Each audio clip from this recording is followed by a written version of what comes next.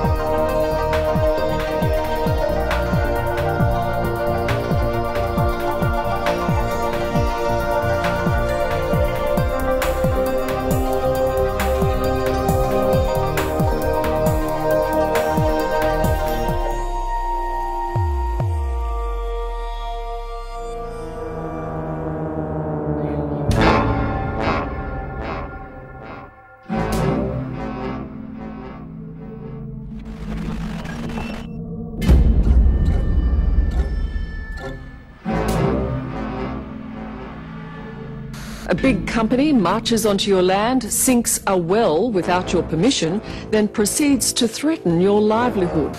The drilling sites are springing up like topsy all over their farms, some with significant gas leakage, and that Australia's greatest underground water resource, the Great Artesian Basin, will be contaminated and depleted. And it's our laws and our politicians who are letting it happen. This is shaping into a classic battle of David and Goliath. We have a local situation, we've got a state situation, we've got a national situation on a spring-fed continent, and we have a global situation. The monster in the room is the coal seam gas. It is a blueprint for the destruction of sweet water across the planet. Critics claim illnesses, including cancers and neurological disorders, are a result of the gas extraction process. In what's called fracking, a concoction of chemicals and sand are hydraulically rammed into the well to fracture the coal seam and release the gas. The chemicals used are a closely guarded secret by mining industry officials. Do you know what's put down into those wells? Do you know what chemicals are used? Not totally, no. Shouldn't you? Shouldn't you know what chemicals they hydraulically ram down those wells? Well, what I'm assured about is that the processes that they employ are appropriate processes for the extraction of that coal seam gas. These chemicals are carcinogens, they're reproductive toxins, they're chemicals that cause sensitisation. Of the 23 most commonly used chemicals by fracking companies, only 2 had ever been assessed by a national regulator.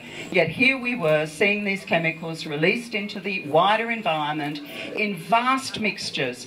Since mining began nearby, the bore is spewing more gas than water. And just to prove it, when you light it, it does this. My place is unlivable. I mean, I've been gone now for about 6 days. My headache that I've had for 5 weeks is gone. I've got 200 wells in my neighbourhood. We've got about 2,000 in my direct district, but we've got 4,500 in total, and 36,000 more to come. And the approval is given till, wait for it, 2060. The federal government has signed the death warrant on the Great Artesian Basin by allowing these people to go in there. Doesn't that mining fracture the water table? That's one of the allegations that is made. Is that not true? Well, no.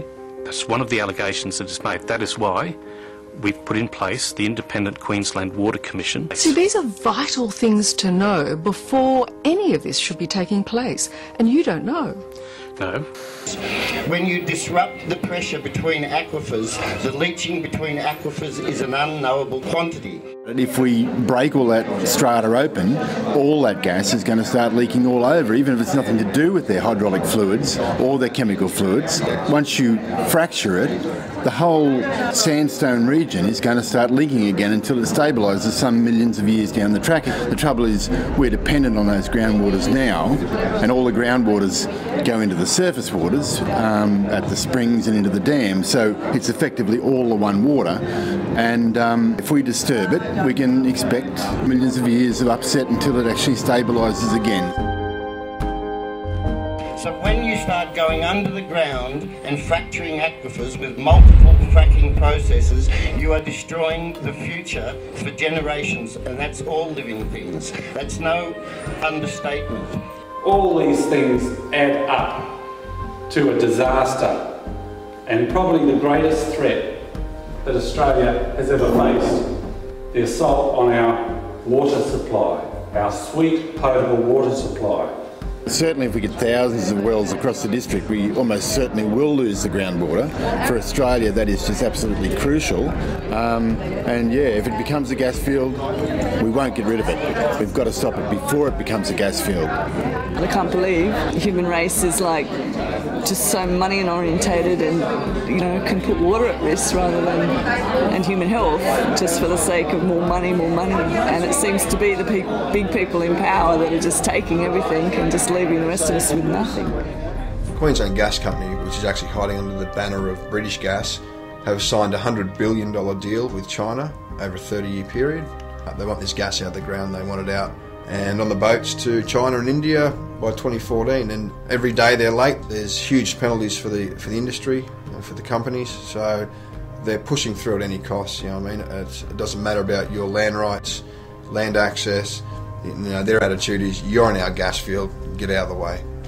You're never going to get them to understand things when their salary depends on them not understanding it, you know, and to say that it's anything other than making money is insane. Chloe Munro, who's the Chief Advisor to the National Water Commission, spoke in terms of millennia for this damage to be fixed up. So this is the Chief Advisor to the National Government, and her advice was simply flipped away. So if people of that calibre are ignored, then we have to understand that it becomes not essentially a political issue, but a people's issue. We have to take responsibility for our own water and our own food production. We had the right to participate meaningfully in any decision about chemicals that affect us. Well, obviously, the incredible expansion of coal seam gas, the use of the chemicals, has just denied us that right. And I think it's about time that the Australian population turned around and said, A, we will not tolerate it, we want that right, and we want it now. There are all sorts of levels of water toxicity down below us. The longer water spends in a coal seam, the more toxicity it picks up and holds in it. It is then put in so-called settling or evaporation ponds. And the plan is to line those with builder's plastic. I got that from Gasco's Chief Operating Officer. I said, I'm a builder, builder's plastic, eh? And we have already taken photos of builder's plastic with wallaby holes in it, and where it's fallen down and the water from test bores has washed down into wetlands around Casino. My suggestion for this region is no more wells. Don't let them drill any more wells. Pull it up now. Once you see the degradation of the land, it's shocking. It really shocks you.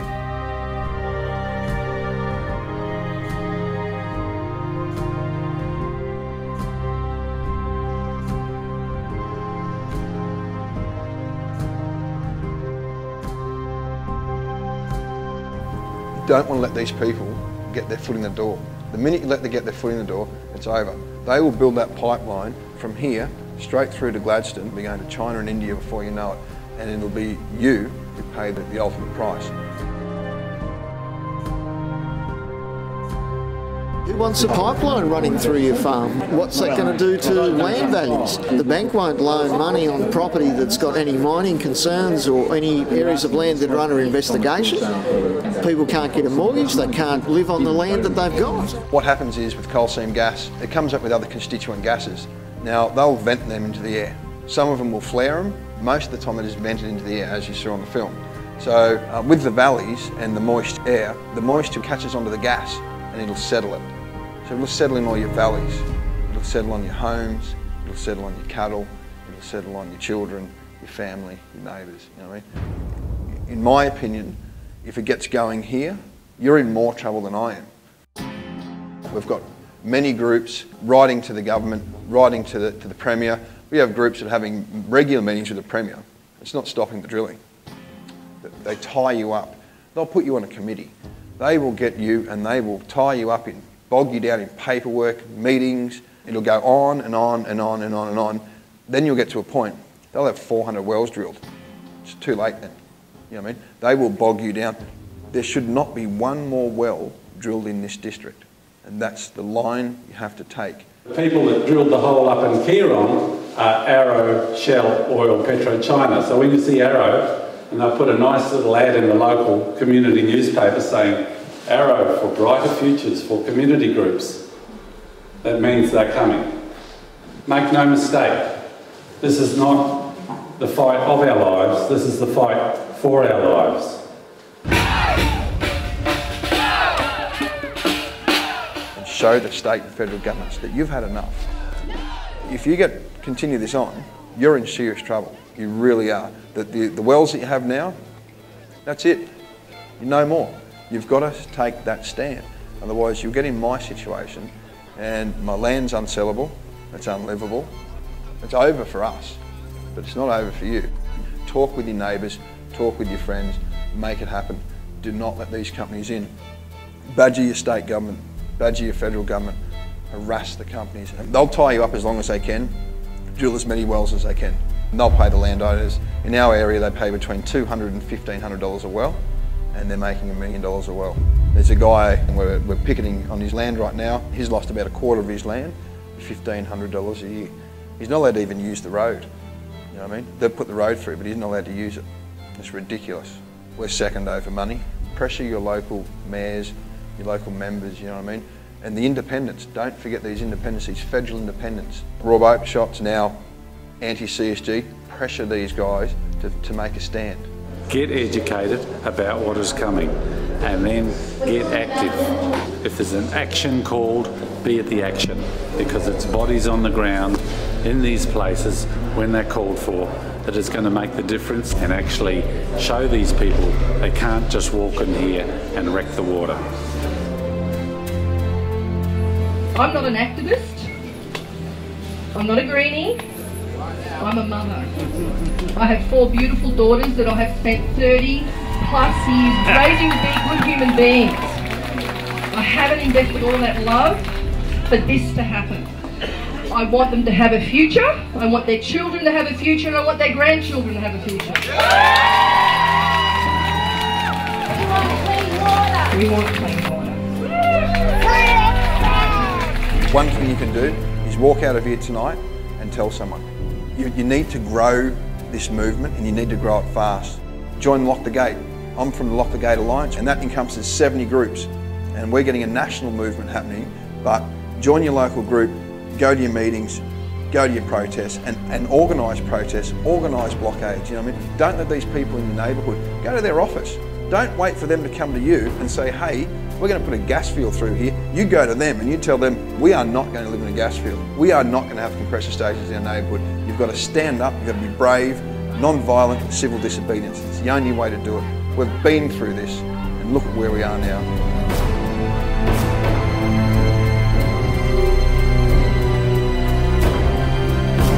We have no option. We have no choice. We've got to get the total ban on coal seam gas mining in this country.